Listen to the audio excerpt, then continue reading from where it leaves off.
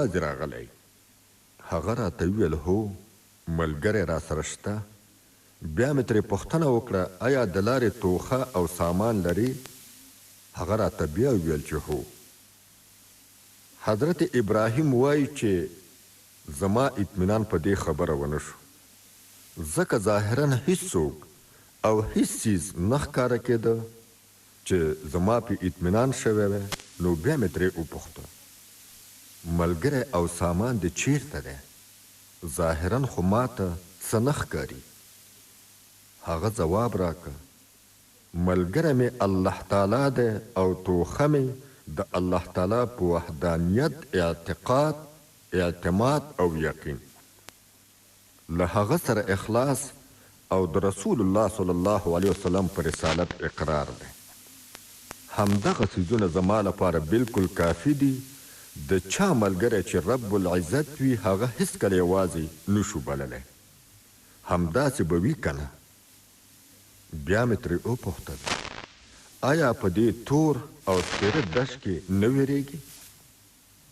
هغه په عارفانه لهجه ځواب راکړ له الله تعالی سره محبت هر ډول وحشتونه او ویرې له منځه وړي، تر دې چې که د وحشي او داړونکو حیواناتو په منځ کې روان یم بیا هم له الله تعالی پرته له بل هیڅ چا څخه نه ویره راته نه ولیږي، ځکه دوست مې راسره دی چې هغه الله دی او هغه هم دومره طاقتور چې حد ورلره نشته. هغه ذات مې ساتونکی او رالره کافي دی.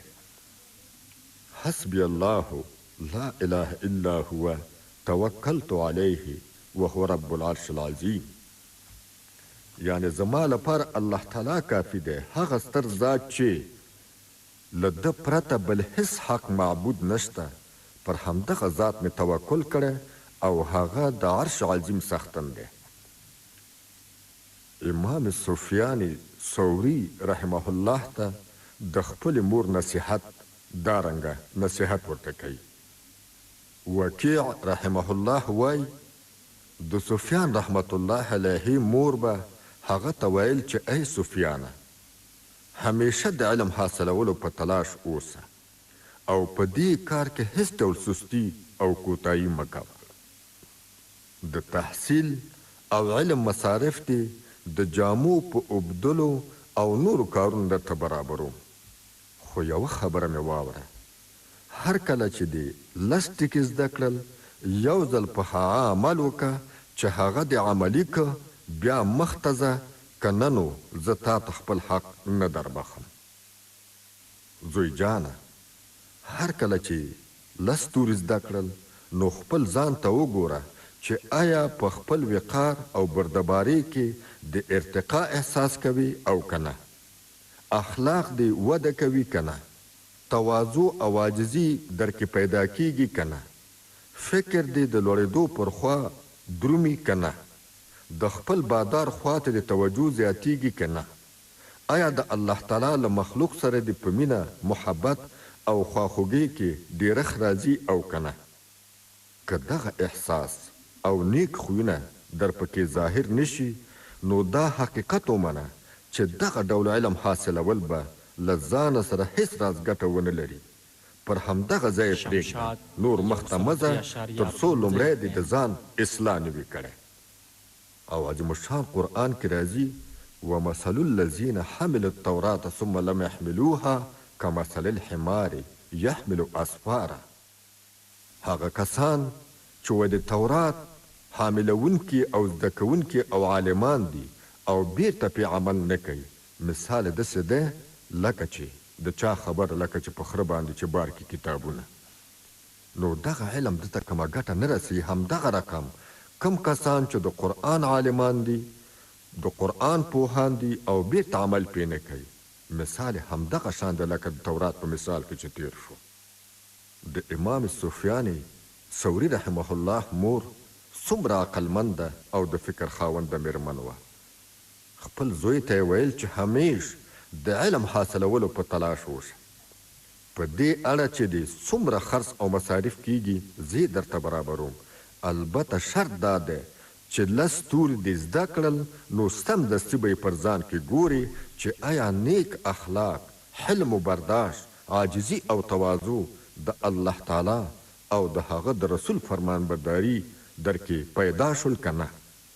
که نه و پیدا شوي نو خبردار دغه راز علم نور بند که، ځکه د هغه علم هیڅ ګټه نشته چې ښه اخلاق او نیک خویونه در پکې پیدا نه کړي. د روحاني او نفسیاتي سکون د کتاب د وینا په اساس که څوک غواړي په ژوند کې رڼا پیدا شي، زړه یې له خوښیو ډک شي، سینه یې پراخه شي، نو خپله رضا دې د الله تعالی په رضا کې ولټوي.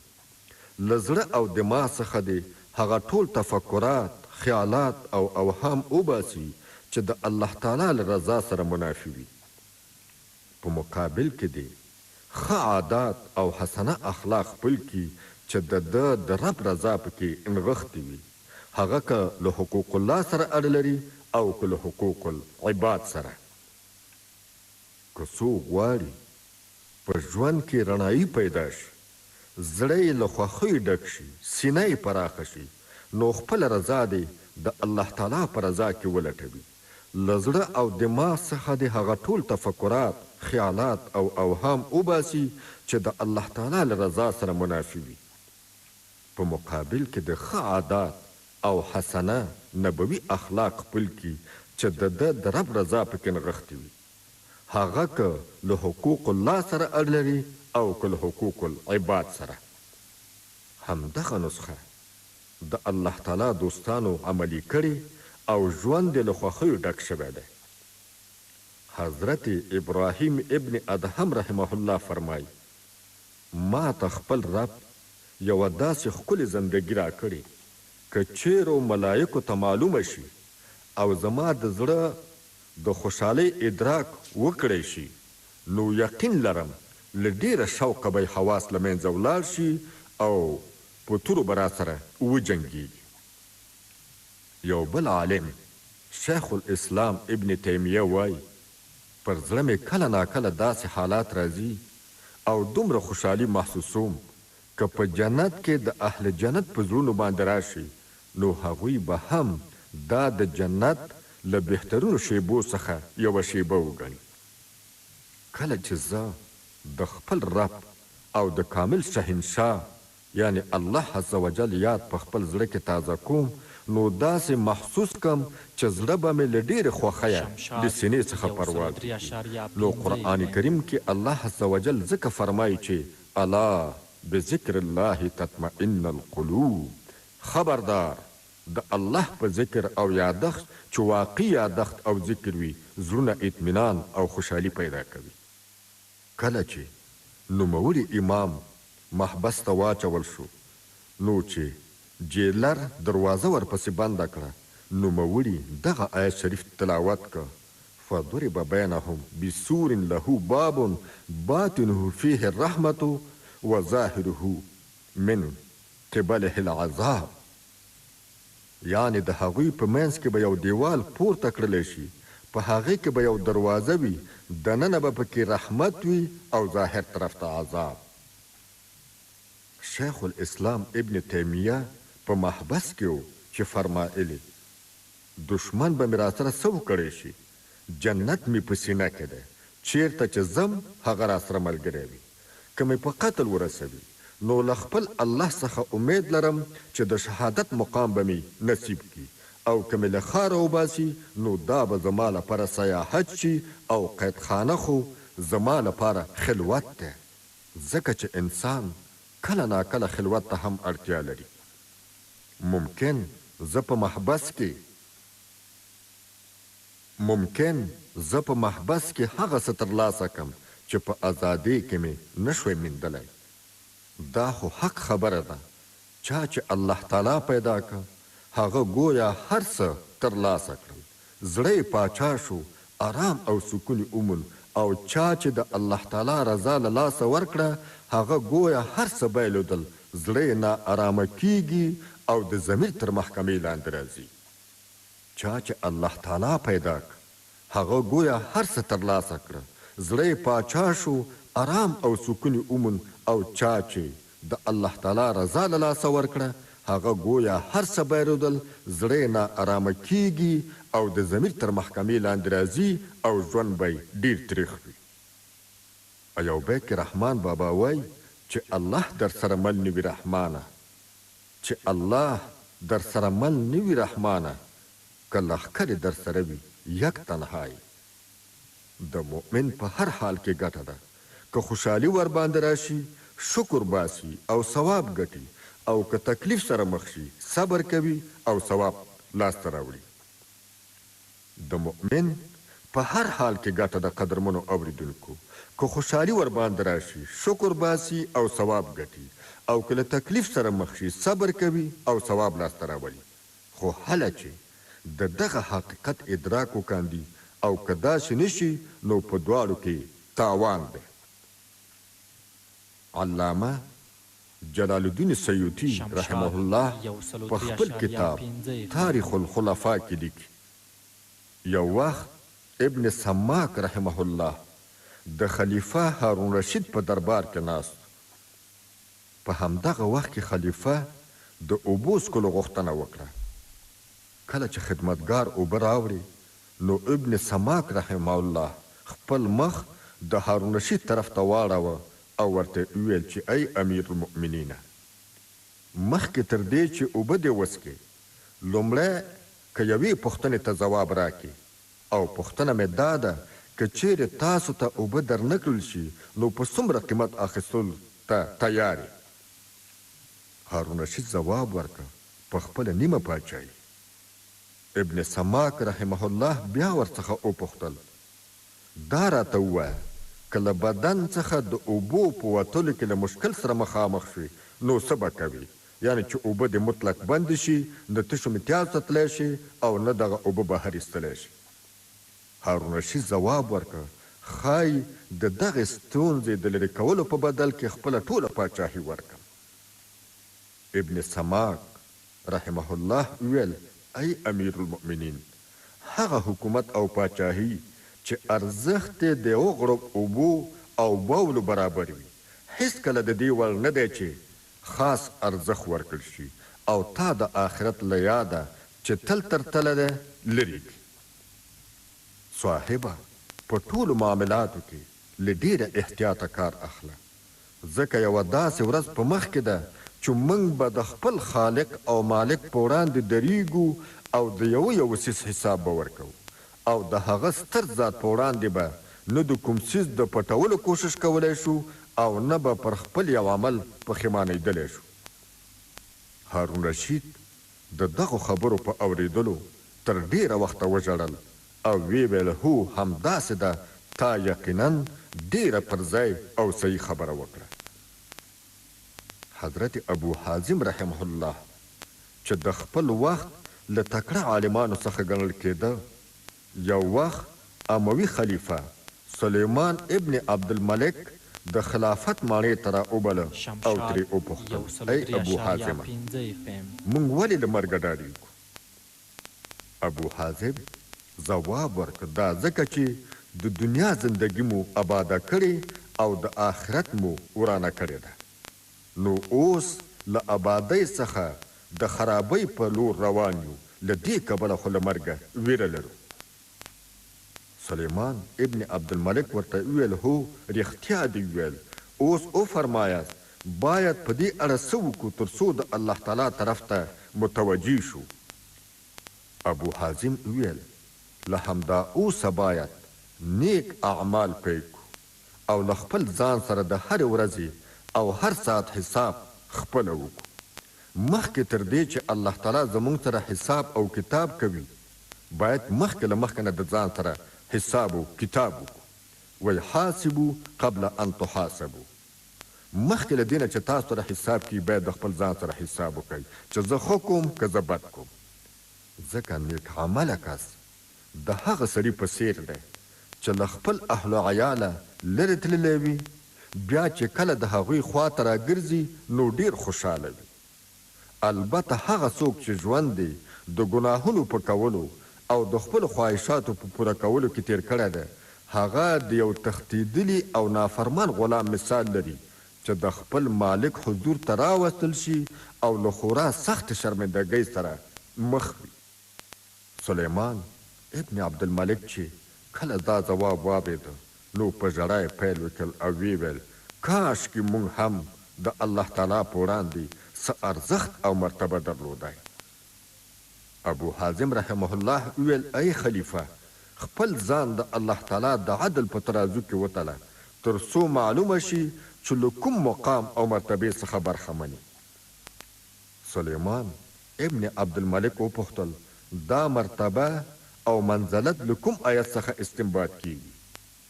حضرت ابو حازم رحمه الله ویل ان الابرار لفی نعیم وان الفجار لفی جحیم یصلونها یوم الدین وما هم عنها بغائبین وما ادراک ما یوم الدین ثم ما ادراک ما یوم الدین یوم لا تملك نفس لنفس شیئا والامر یومئذ لله.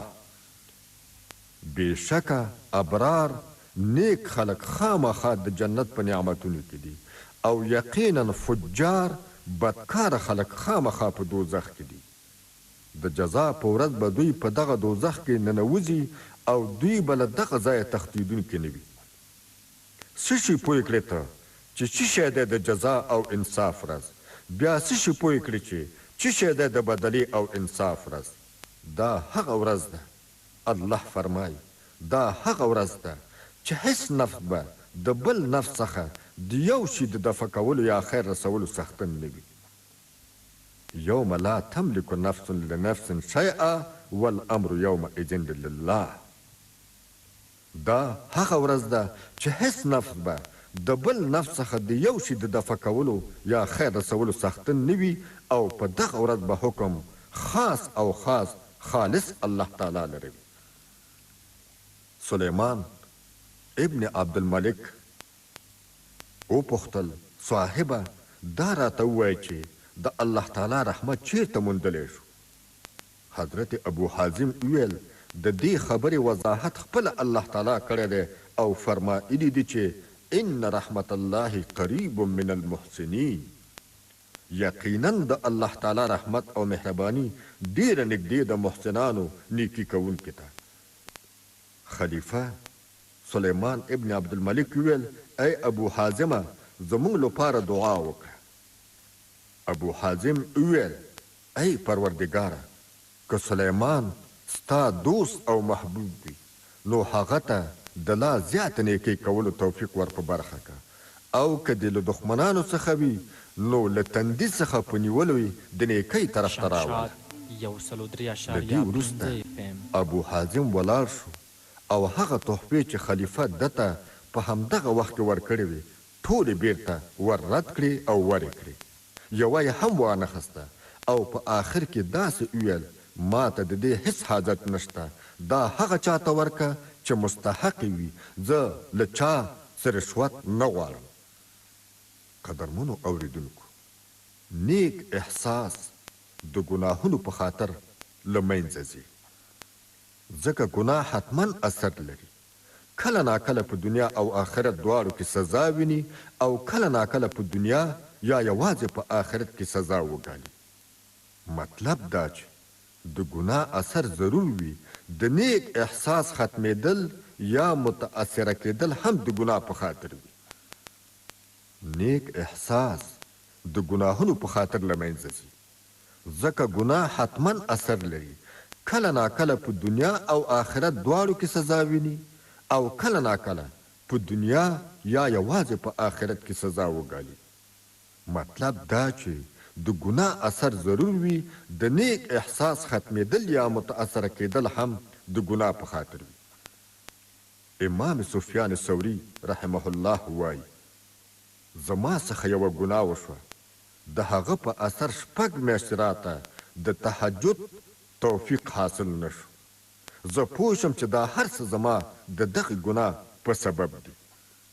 مطلب دا چې ګناه ضرور اثر لري، لکه چې الله تعالی فرمایي لیس بامانیکم ولا امانی اهل الكتاب من یعمل سوءا یجز به ولا یجد له من دون الله ولیا ولا نصیرا. نه دی ثواب او عذاب مرتب پر امیدونو او ارزوګانو ستاسو او نه پر امیدونو د اهل کتابو، بلکې په ښو عملونو پورې تړلی دی. هر څوک چې یو غلط کار وکړي نو جزا به ورکړل شي دته په هغه سره، او پیدا به نه کړي دغه کس د ځان لپاره له الله تعالی پرته بل هیڅ دوست او نه مددګار چې دی له عذابه خلاص کړي. ادنا اثر دا د قدرمنو اوریدونکو د ګناه کولو ادنا اثر دا دی چې له الله تعالی سره محبت کمیږي، غفلت زیاتیږي، د حق د پیژندلو وړتیا له منځه ځي، ژوندی احساس یې مړ کیږي او پر سترګو یې پردې خپریږي. د ګناه کولو ادنا اثر دا دی چې له الله تعالی سره محبت کمیږي، غفلت زیاتیږي، د حق د پیژندلو وړتیا له منځه ځي، ژوندی احساس یې مړ کیږي او پر سترګو یې پردې خپریږي. پر الله تعالی باندې ایمان راوړل د نفس تزکیه او تطهیر دی. دغه څیز د انسان غم او مایوسي لرې کوي. پر الله تعالی باندې ایمان راوړل د نفس تزکیه او تطهیر دی او پاکوالی دی. دغه څیز د انسان غم او مایوسي لرې کوي، خو شرط دا دی چې ایمان به په صداقت او اخلاص سره وي. که څوک دا یقین ولري چې الله تعالی بصیر او علیم ذات دی، په هر ځای او هر صورت کې ما ویني او حتی د زړه په اراده مې خبر دی، آیا دغه سړی به چیرې هم ګناه ته زړه ښه کړي؟ نه، هېڅکله نه. نو الله تعالی دې موږ او تاسو ته چې څه وویل شول د عمل کولو توفیق را په برخه کړي، او یقین وکړئ چې د اسلام د مقدس دین ټولې لارښوونې چې د ژوند په هره برخه کې وړاندې شوي، که عمل پرې وشي او په غور او دقت سره د زړه په غوږونو واورېدل شي، دې کې به شک نه وي چې زړونه به ډاډمن وي او د رښتوني او خوشحاله ژوند به څښتنان شو. او چې چا همدغه د رښتیني ژوند خپرونه او برنامه اورېدلې او په معلوماتو یې د یقین او باور ذهنیت برابر شوی، یقین وکړئ چې تر ډېره حده یې په اوهامو، وسوسو، تشویشونو او خفګان کې مثبت فرق راغلی او د ښه صحت او مستقیمې لارې خاوندان شوي دي. نو راځئ په ډېرې عاجزۍ او اخلاص سره الله تعالی ته د دعا لاسونه پورته کړو او د زړه له تله ووایو چې یا الله زموږ جسمي او روحي مرضونه ورک کړي او داسې امن و ارامي او خوشحالي راولئ چې د افغانستان او افغانانو دین او عقیده، حریت او استقلال خوندي او ناارام زړونه ارام او د رښتین ژوند تیرولو څښتنان شي. آمین یا رب العالمین. وصلی الله تعالی علی خیر خلقه.